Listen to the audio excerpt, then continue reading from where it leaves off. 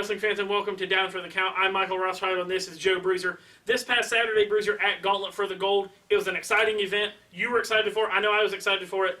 But it left us with a lot more questions than it gave us answers. Oh, it absolutely did. It was a real exciting event. I was very, very proud to be out there. My first time commentating with my new partner.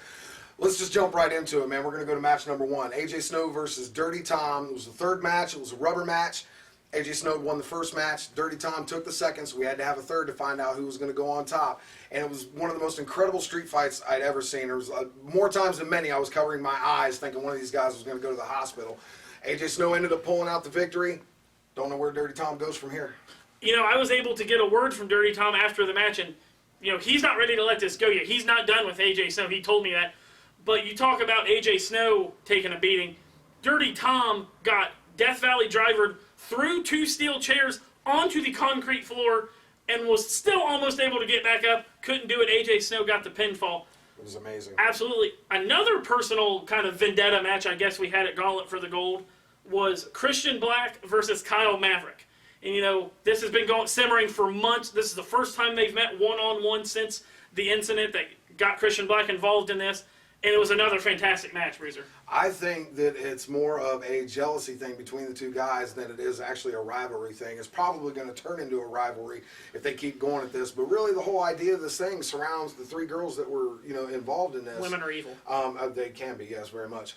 But you got to give it to both guys. Christian Black is like, I can't even really describe it. He walked by us after the match was over with. He walked right by the table, and the welts and the cuts and the bruises that were on his body from what he went through was incredible. The man was even able to walk out of the match. He had a welt on his back, Bruiser, that was as big as my fist.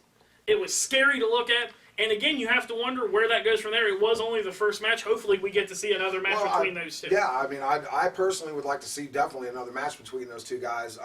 I would like to see a match between those two guys as athletes and competitors, not with the women in the background. No offense to the women, but seriously, no women in the background. Let these guys just go at it. Forget the jealousy stuff, man. It's not worth it. It's like Young and the Restless around here, Bruiser. I don't know what to do. The next match we're going to talk about, Bruiser, it was exciting. It was intense.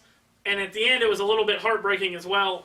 It was a triple threat match for the NWA Midwest Women's Championship. It was Samantha Heights defending her title against Kayla and Haley Rose, and probably the best women's match we've ever had here in NWA Midwest Championship Wrestling. I was absolutely blown away. I mean, I get into the women's matches just because of how athletic the women are nowadays. Incredible match. Kayla being the former champ and Samantha Heights defending her women's title in a triple threat match. There was things that went on in this match. Me as a wrestling fan, very seldom being in the business do I cringe or do I cover my eyes to anything because I love good fights. But there were some things that happened in this match that I thought somebody was going to die. The superplex power bomb that they pulled off out of the one corner was absolutely incredible. There are some guys that can't do that. Well, yeah, I mean, how Kayla's still walking, I have no clue whatsoever. Absolutely. And then, you know, on the outside of the ring, Kayla gets whipped into the ropes. I seriously thought her head hit the corner. I was scared for Kayla. I'm not the biggest fan of Kayla, you know that, but I do get worried about her. And then, at the end of the match, Haley Rose is down. Samantha Heights picks Kayla up for what she calls the Guardian of the Galaxy, that sit-out powerbomb. Powerbombs Kayla on top of Haley Rose. On her head. On Haley Rose's head. And it pins both of them for the 3 count and to retain her title. And as you know as well as I do, Bruiser, Haley Rose stipulated if she could not win the NWA Midwest Women's Championship in this match, she would retire. Well, Haley Rose, I think, did the... I'm only speculating that I think she did that out of the pure fact that she just wanted that belt. Absolutely. I had said before, being a former champion, that when you get into the spot that you are getting ready to go for a belt, you will literally do almost anything to hold that title, to prove to people that you are number one. Well, in my eyes and in the eyes of a lot of fans, Haley Rose is number one. She has been number one for a long time. She's one of the fiercest women competitors you will ever have out there. And don't be surprised, even though she retired, sign the papers, don't be surprised if you don't see that girl in the future very soon. Thank you, fans, and we're going to take a quick commercial break, and we'll be right back. Are you looking to make your lifestyle healthier? Then come on out to Vapors, located at 1295 Marion Mount Gilead Road in Marion, Ohio. Come in and check out the full-service tasting bar. Everything from beginning vapors to advanced. Take advantage of the full steamroller line, complete coil building and battery safety instructions. Open Monday through Friday, 10 a.m. to 7 p.m. and on Saturdays, 10 a.m. to 6 p.m. Vapors Emporium, a proud sponsor of the NWA Midwest Championship Wrestling. Is that noise under the hood starting to turn heads? Is that spare tire starting to embarrass your kids? Then come in and let the experienced technicians at Waldo Tire and Automotive diagnose and repair the problem. From tune-ups to brake repair and everything in between, including any and all tire services, let Waldo Tire and Automotive get you back on the road safely. Waldo Tire and Automotive, quality you can count on and a company you can trust. Welcome back, fans. And Bruiser, at Gauntlet for the Gold, we were only scheduled to have one title defense. We ended up with 2 title defenses. The Impact player Seth Allen was not scheduled for the show, not supposed to be here Saturday night. He decided he was not going to sit at home. He wanted to fight, and he issued an open challenge to anybody in the Midwest Championship Wrestling locker room. Well, Seth Allen's a fighting champion. I've said it from day one. This guy is a fighter. You're going to have to take the belt from him. He's not the kind of guy that, even if he's not scheduled, to wrestle on a card, he's not going to sit at home and watch this on TV. No, he is a fighting champion. He's a defending champion, and that's what he likes to do. Now, the thing that shocked me and shocked a lot of people was him throwing out an open challenge. Not a big shocker. No. Generation Iron coming out was a big shocker. I immediately was like, okay, wait, 2-on-1, not going to happen. And what got me was that Ethan Wright decided he wanted that spot, but then turned around and gave it to his tag team partner. I don't understand that. If somebody offers you, we're talking about the NWA Midwest Heavyweight Championship here. If somebody offers you that title shot, you take it. You don't give it up. Bruiser, you have to understand, Ethan Wright's a smart guy. He's a thinking man like I am. He's not going to fight Seth Allen on Seth Allen's terms. Ethan Wright is going to fight Seth Allen on Ethan Wright's terms. But that's neither here nor there. But what a fantastic match this was. A lot of people, I don't think, in the crowd gave Alex Matthews much of a chance in this match, and he came within a razor's edge of becoming the Midwest Championship Wrestling Heavyweight Champion. More than a few times came within a razor's edge. There was a couple of times I really thought it was over. He got in there, and he took it to Seth Allen. And I think Seth Allen, being the kind of champion that he is, totally respects that, number one. And number two, would probably be up for giving him another shot at some point, because I feel that he earned it. I have to agree with you, Bruiser. Now, speaking of championship opportunities, Seth Allen was excited to watch the Gauntlet for the Gold that took place later on in the night. Fans, let's hear what the Impact player Seth Allen has to say about the Gauntlet for the Gold. Number 1 contender Gauntlet. You know what this means? This means there's going to be a bunch of guys, 10, 12, 40, 60, 80 guys, one at a time. Keep wrestling each other. Keep fighting, keep fighting, keep fighting, keep fighting until there's one guy left. That one guy is going to be the number 1 contender. For this belt. For this one. That belt. That one there. But you're pretty confident, I imagine. I am. And it's not because I think I'm better than everybody. It's not because I'm bigger than anybody. I'm not faster than anybody. I'm not prettier than anybody. I really don't know why I'm confident, but I am. And I always... As you can see, fans, the Impact player Seth Allen was excited for the Gauntlet. We sure were excited for the Gauntlet to see who was going to step up and become the new number 1 contender for the NWA Midwest Heavyweight Championship. First guy we're going to talk about, Bruiser, is James Alexander. He's been extremely impressive since he's gotten here. I'm going to say this again. He is a future champion here in NWA Midwest Championship Wrestling, and I was extremely impressed with his performance Saturday night. No doubt. One of the best pure athletes probably that we have around. The only thing I'm going to say about James Alexander, and this isn't a shot on him, but I think he needs to pay more attention to his opponent in the ring than all the cameras at ringside, because it seemed to me like this guy was doing a lot more posing than he was doing wrestling. Bruiser, look at you and look at him. If you looked like him, you would do the exact same thing he did. I don't care if you look like Arnold Schwarzenegger. You need to pay attention to your opponent and try to get the win if you can get the win. But look at your physique and look at you. Yes, I own Stock and Krispy Kreme, and they send me bear claws every day. Of course I'm not going to look like James Alexander. Good point. But the important thing coming out of the Gauntlet was one of the people that James Alexander beat in the Gauntlet, and that was the citywide champion Ganger. You would have to think that that makes James Alexander the number 1 contender for Ganger and that citywide championship.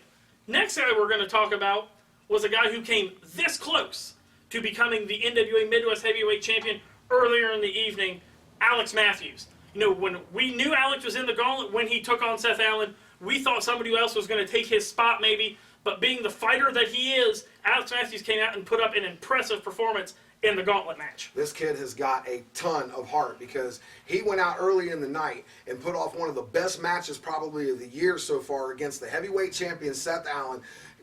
Almost took his title from him, and then came out and put on a show, a stellar show in this Gauntlet match. Was in the Gauntlet for what, 10, 15 minutes At probably? least. I was very impressed with him.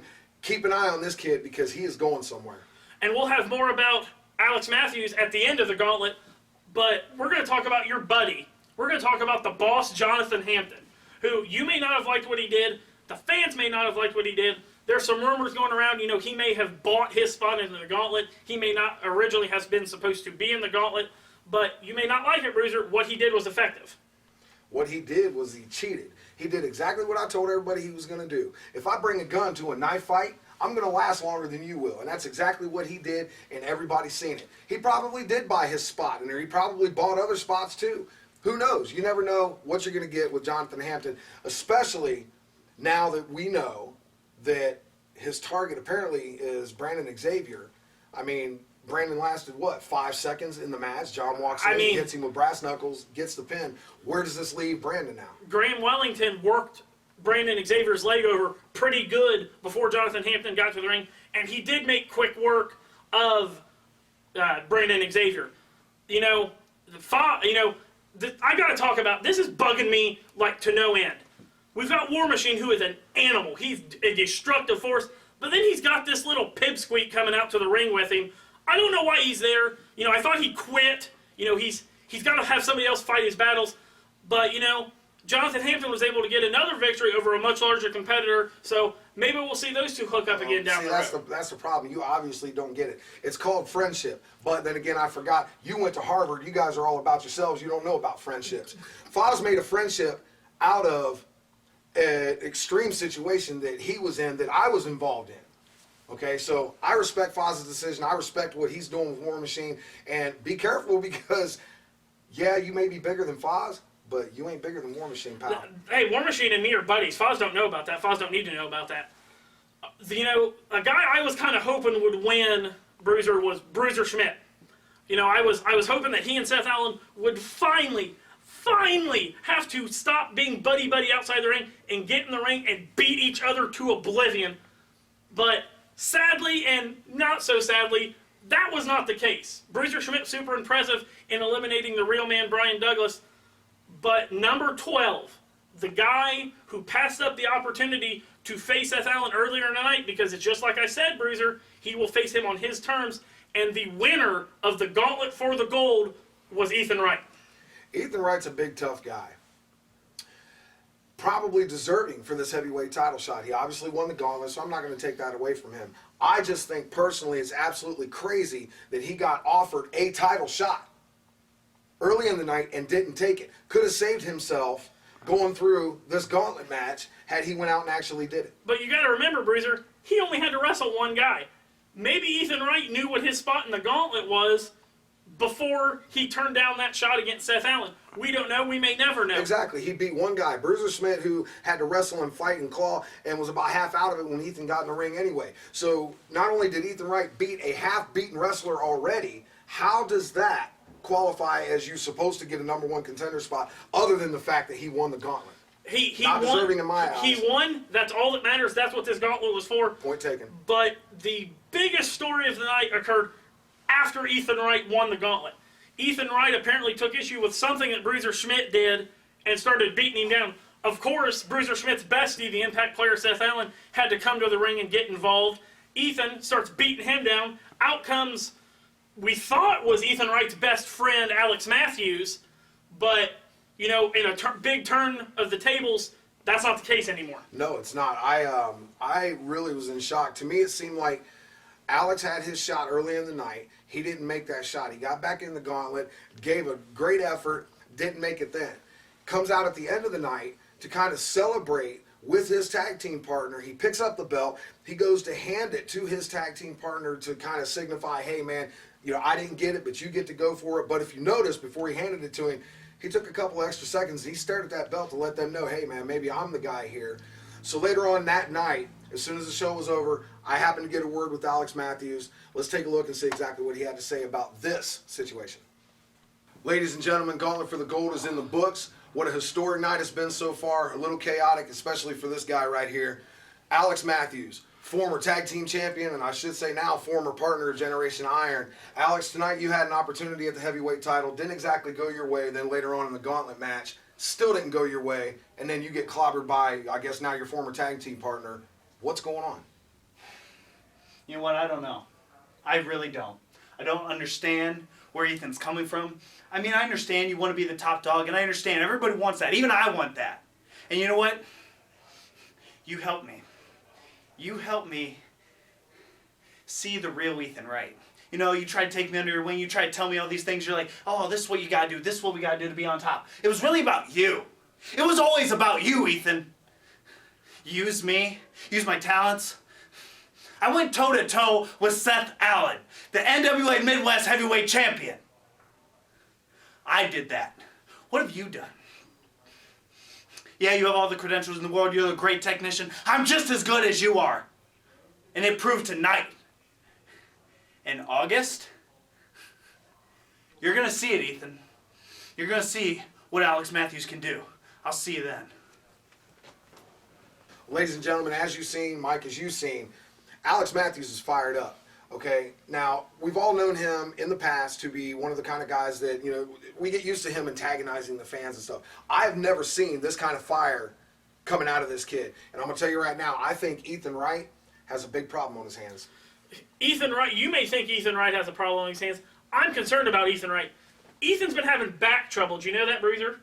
It's from having to carry Alex Matthews in Generation Iron. They would not have been tag team champions here unless it was for Ethan Wright. Ethan Wright is going to be the next NWA Midwest Heavyweight Champion. Mark my words, Bruiser, I'm saying it right now. Ethan Wright is ready, and you know, as you're going to see at the end of this, he's a little bit of a natural when it comes to becoming the NWA Midwest Heavyweight Champion. Tonight was a big night for this man, Ethan Wright. But Ethan, I've got to ask you, you attacked your best friend and apparently former tag team partner, Alex Matthews. Why did you do that? Why'd I do that? You know what it's like? Do you know the frustration I experience with my credentials? Being stuck in a piss-poor tag division? A Harley race trained student? Having to carry a tag division? And even a partner who can't hold up his end? Do you know the frustration I experience? Do you know the satisfaction I experienced when I grabbed that championship, Alex Matthews? I looked at it. I marveled at it. But more importantly, I hit you as hard as I possibly could. Yeah. I understand, but you've got bigger fish to fry now, Ethan. Fans, on September the 10th at the Marion Popcorn Festival, it will be this man, Ethan Wright, against the Midwest Heavyweight Champion, the Impact player Seth Allen. Ethan, you know, you've got all the confidence in the world, but you've never been in the ring since you've been here with a guy the level of Seth Allen. How are you going to prepare for this kind of match? I don't need to prepare. I have all the tools as is. I'll tell you this, Seth Allen, you're good. You're damn good. And I give you props, I really do. But the fact is, you've never dealt with Ethan Wright. Popcorn Festival, September 10th. The Impact player Seth Allen meets the natural Ethan Wright. As you can see, Bruiser fans, as you can see, Ethan Wright is ready for Seth Allen. On Thursday, September the 10th at the Marion Popcorn Festival, it has been signed, sealed, and delivered. It will be the NWA Midwest Heavyweight Champion, the Impact player Seth Allen, defending his championship against the natural Ethan Wright. But before we get to the Popcorn Festival, Bruiser, we have an event on Saturday, August the 22nd at Saturday in the Park. And, you know, this got put together before we ever left the building Saturday night. Yeah, members of the board of directors come up to us right as soon as the event was over with and told us that because of the fireworks between these two guys and the athleticism of the wrestlers that these guys are, they don't want to wait. They don't want a bunch of chaos going on, especially in the midst of the heavyweight title match that's going to be happening at the Popcorn Festival. So they decided to sign one-on-one. It's going to happen at Saturday in the Park. It's going to be Ethan Wright versus Alex Matthews. And I'm telling you people, and I'm telling you especially, that if you think for 1 second that Alex Matthews did not help or work half with Ethan Wright on them tag titles, you need to take the college education money and go see an eye doctor. Because I'm telling you right now, watch this kid. Fans, we got to take a commercial break and we'll be right back. Are you looking for something retro? Maybe you're looking for a little throwback. Well, Tag's Thrift Shop is where you need to go, located on East Center Street in Marion, Ohio. Tag's Thrift Shop is one of the biggest thrift stores in Central Ohio. Go in there and check out all the cool stuff from yesteryear, throwback, and last century. The customer service is top of the line, so just go in and see Carrie and Jay for anything you might need old school. Tag's Thrift Shop, a proud sponsor of the NWA Midwest Championship Wrestling. Hello, welcome to JC's Pizza. We got pizza so great, you'll scrape your plate. Cleaning your plate will be the least of your worries. Now, deciding on all the mouth-watering toppings, that's a problem. With our homemade dough, cheese, and our famous special recipe white sauce, you'll be begging for seconds in no time. With the only place in town with all your favorite flavors of ice cream, you can choose dine-in or carry-out. So come on down to JC's Pizza, 11 South High Street in LaRue, Ohio. Fans, Saturday, August the 22nd, for the third year in a row, we are honored to be a part of Saturday in the Park at Lincoln Park.